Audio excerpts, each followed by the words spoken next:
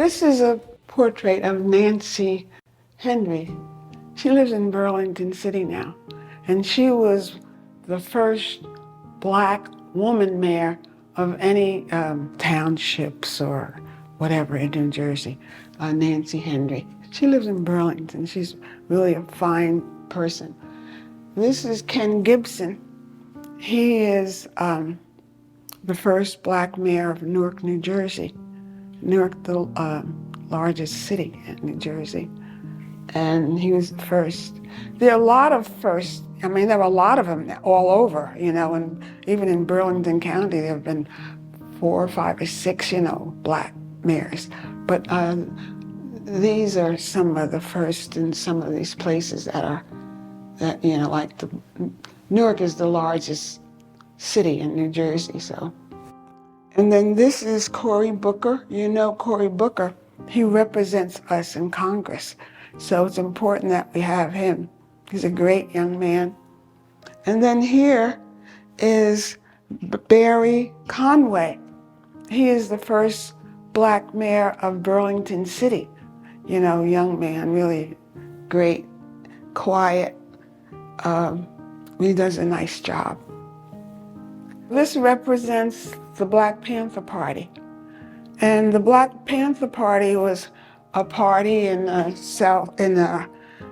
California who was developed to combat police brutality in their communities.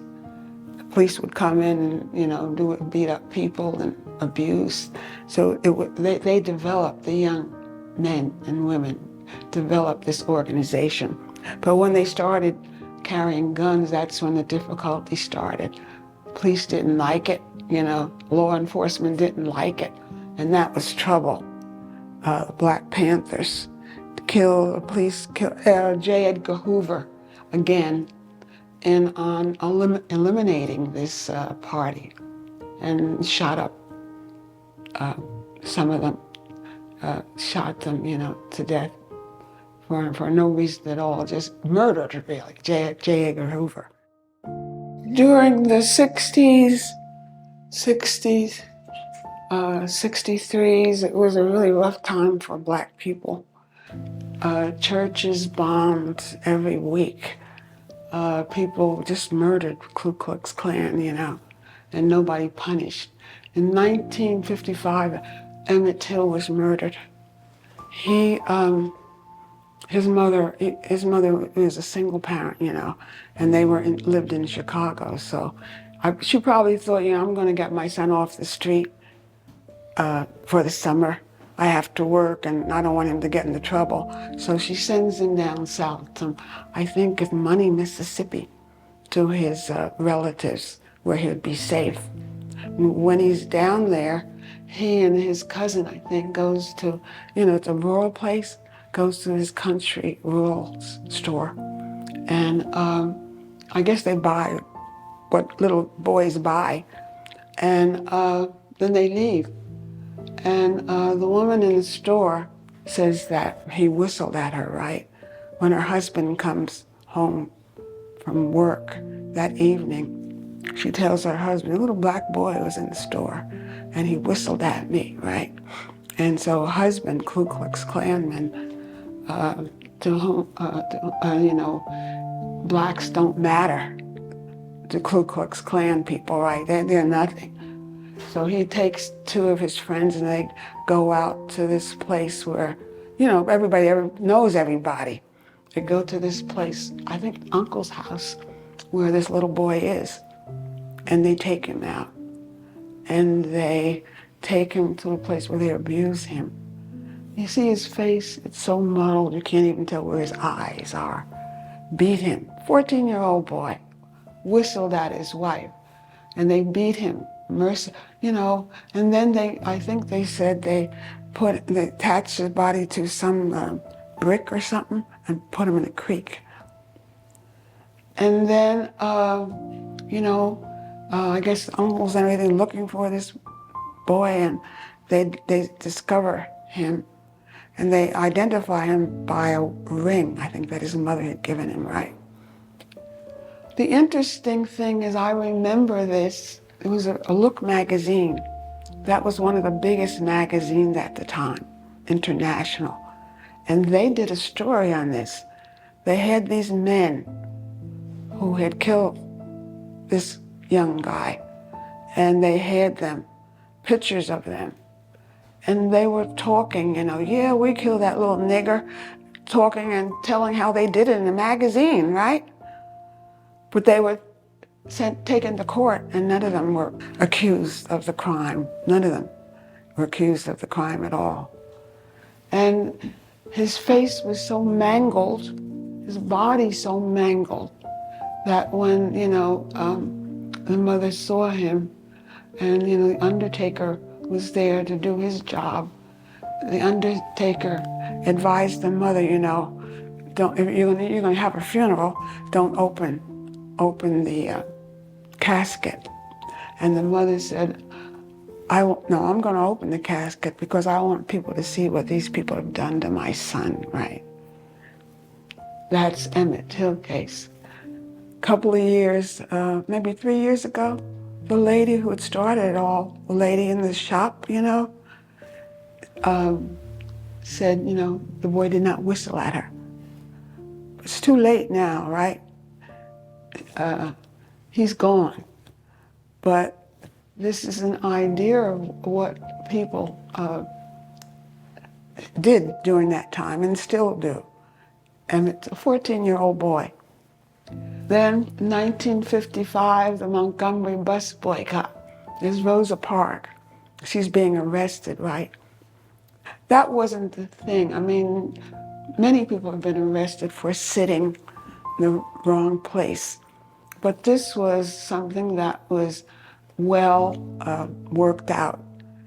It was successful, a bus boycott. They did a good job. It was really, really worked out really well, and buses became integrated. I remember I was in Atlanta at the time when the buses were integrated in school, and the students would go out because the black people there would still not go to the front of the bus. A lot of the older people especially, they would still sit in the back of the bus.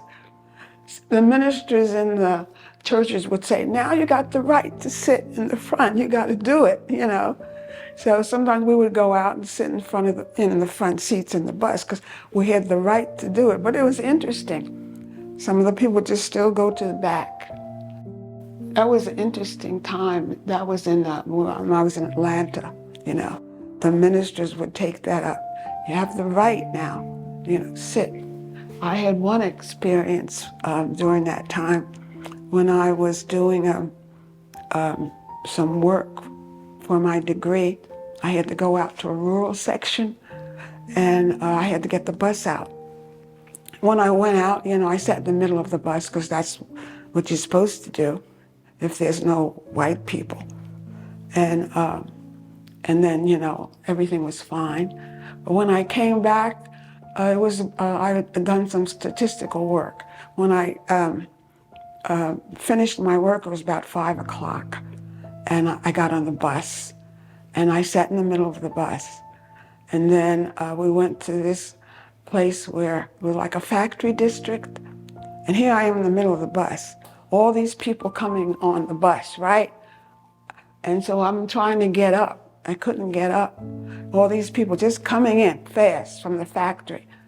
And here I am sitting in the middle of the bus, and people standing all around me, and the seat next to me vacant, right? And they started loud talking. That nigger, she must be from New York. She ought to go back to New York. And a lot of other stuff, right? Yeah, from New York, she ought to go back to New York. And who does she think she is sitting in that seat? If I had to get up, I couldn't because my legs were so... And most of the people who were doing all the nasty talking were women. Nice-looking women with nice makeup. And they were doing all this nasty talking, right? So it was about 15, 20 minutes before we got into Atlanta. And Atlanta, a big population of blacks, very powerful black people. So when we got into Atlanta, I got off the bus and I said something really smart. I don't remember what it was, but that was my experience, and it was really something. It's scary too, This 1957 Little Rock, where those 9 youngsters integrated the Little Rock High School. And then King's March, 1963. And then here, this is interesting, Civil Rights Act of 1964. And here is LBJ signing the Civil Rights Act of 1964. And he is saying to these people, whites are going to be really angry with me because I'm doing this. But if I don't do it, the blacks are going to riot.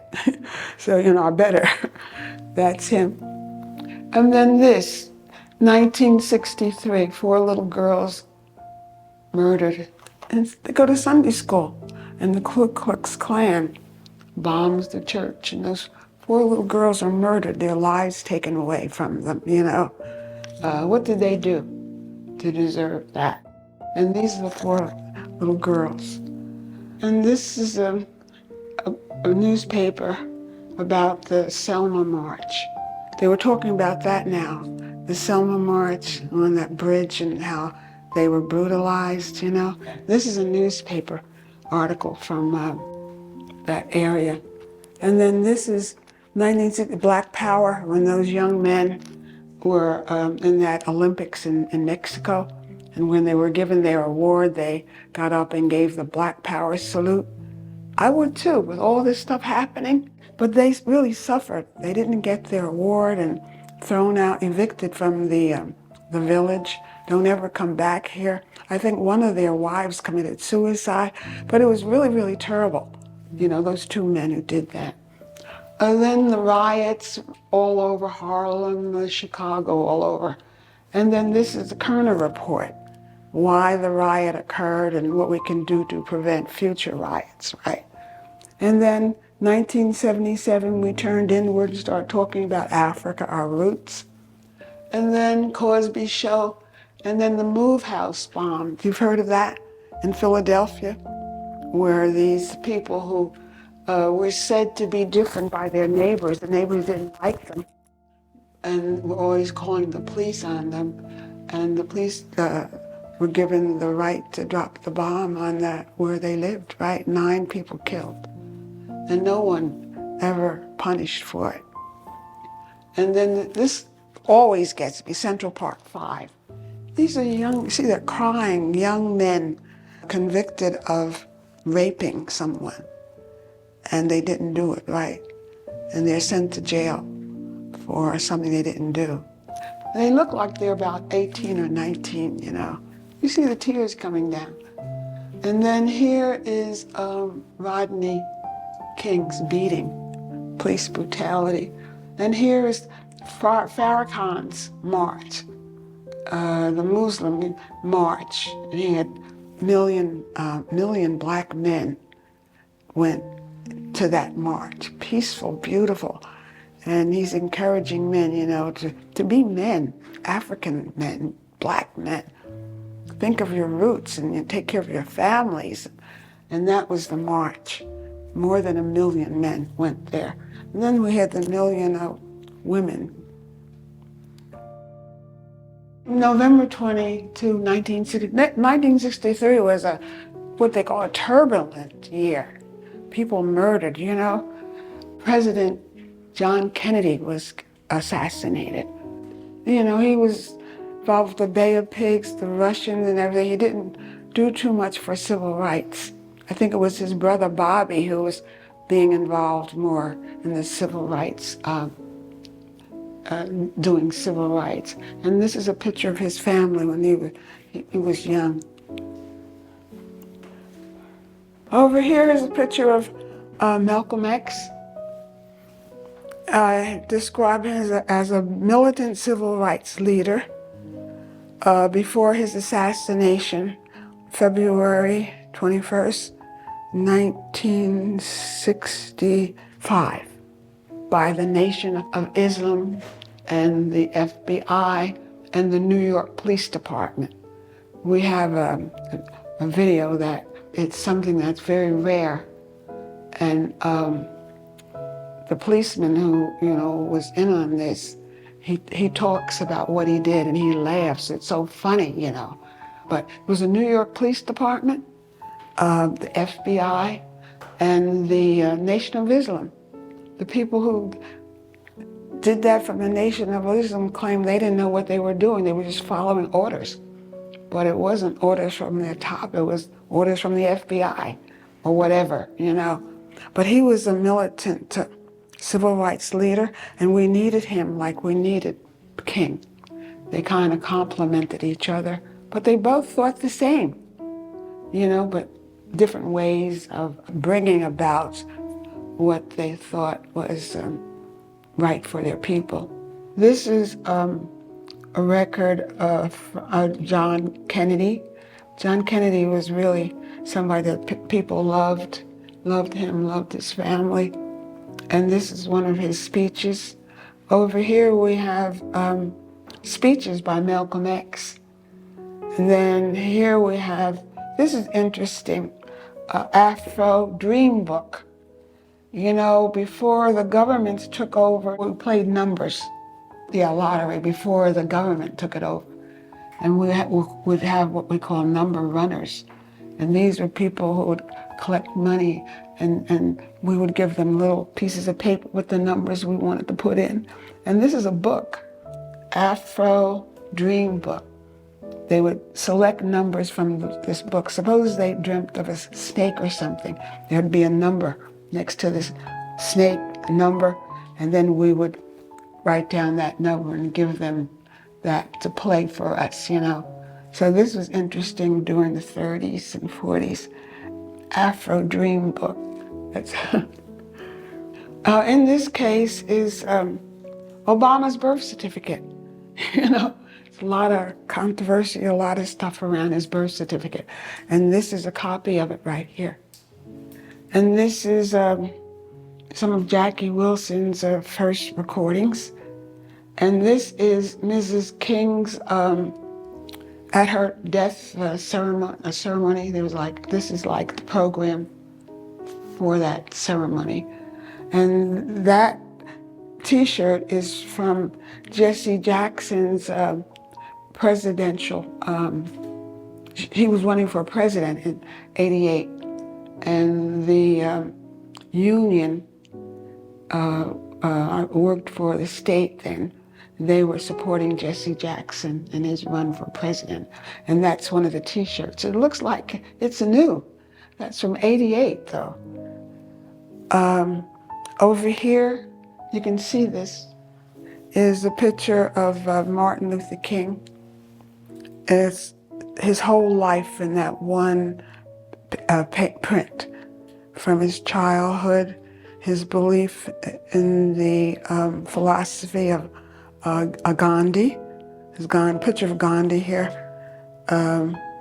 His marriage, Father's Church in Atlanta. I went to that Father's Church in Atlanta when I was there. And the church is big, beautiful church. And the father at that time was preaching very simple things, like we said about riding any place you want on the bus, sitting in any place you want on the bus. You have the right to. And he talked even about your being,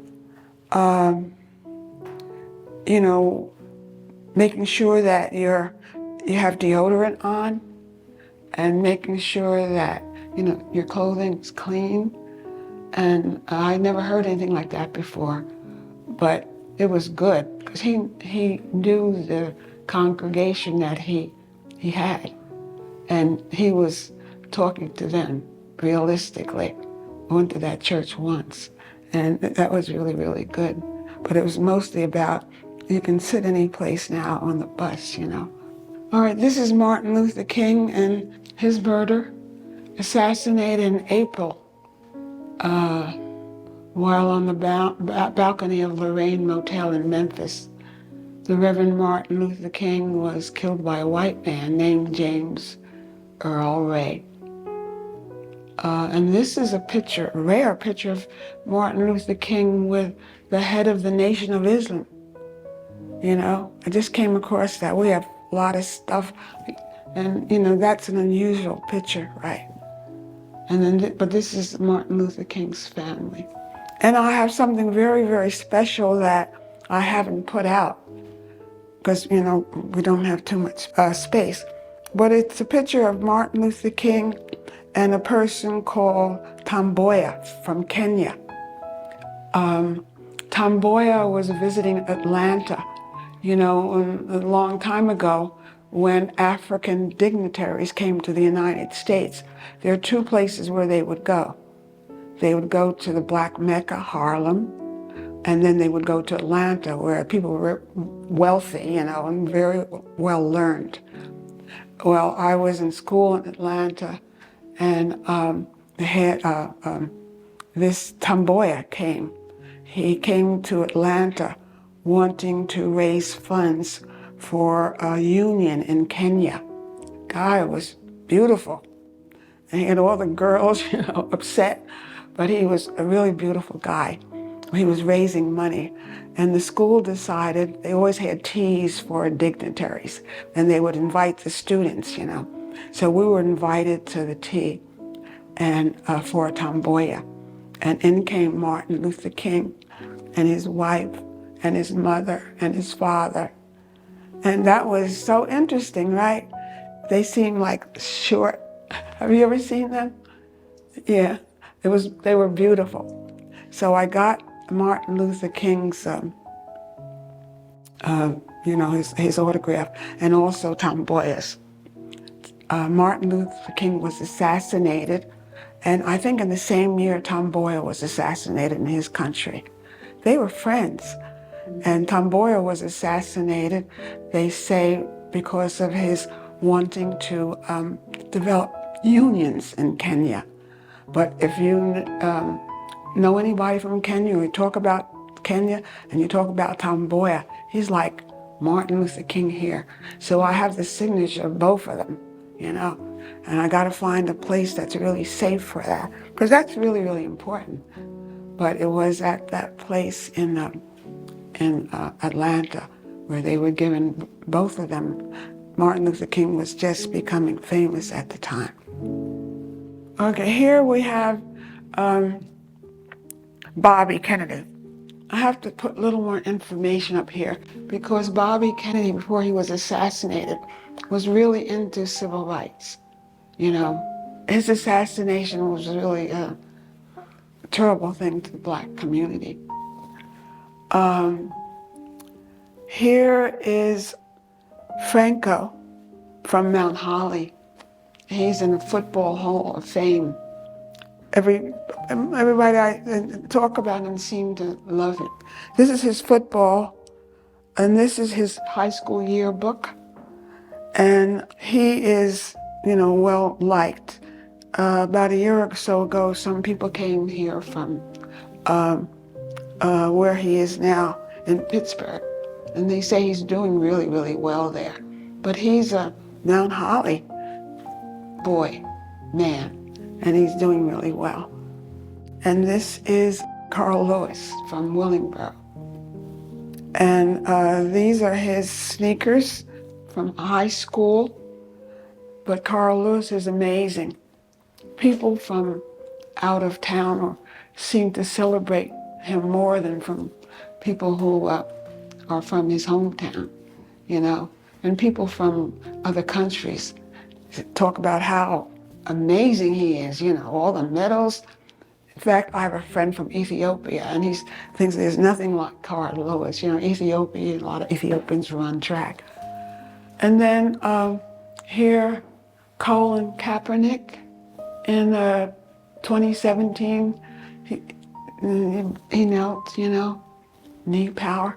And then Black Lives Matter is celebrating Obama's election. That was a beautiful picture print. And then here, This one is taken by a photographer that was on our board. And you see the difference in the hair. His really, really gray hair. And, you know, and then they hardly touch. I don't know how that happened, but the photographer took that. That was one of the meetings when I think they were exchanging homes or whatever. And these are people who are really, should really be celebrated. Michael Anderson, astronaut, Serena Williams, tennis, Vanessa Williams, James Baldwin, Angela Davis, Elijah Muhammad, Brooks, Althea Gibson, Colin Powell, Ralph Bunche, and my favorite, Fannie Lou Hamer. She was really active during the voting registration, and the men real treated her brutally, you know. A woman beat her up and everything. Hey, Fannie Lou Hamer. She was one who was for voting rights, and she was very active in helping people to see that they need to get those rights, but was brutalized. And then Bayard Rustin, he was the one, I think, that developed the March on Washington. A beautiful man. Shirley Chisholm, who ran for president, first woman to run for president. And then Leroy Jones, known as Amara Baraka. His son is now mayor of Newark, New Jersey, poet. He was amazing. And then Whitney Young, who was a big deal during the March on Washington. He was always there with the people like him and Martin Luther King. He was my professor at Atlanta University. Great man. And then this is Eldridge Cleaver, Black Panthers, and then Muhammad Ali, and then Thurgood Marshall. And then there's so many other people who should be up here. You know, we really need more room for more people who should really be up here, younger people, you know, currently.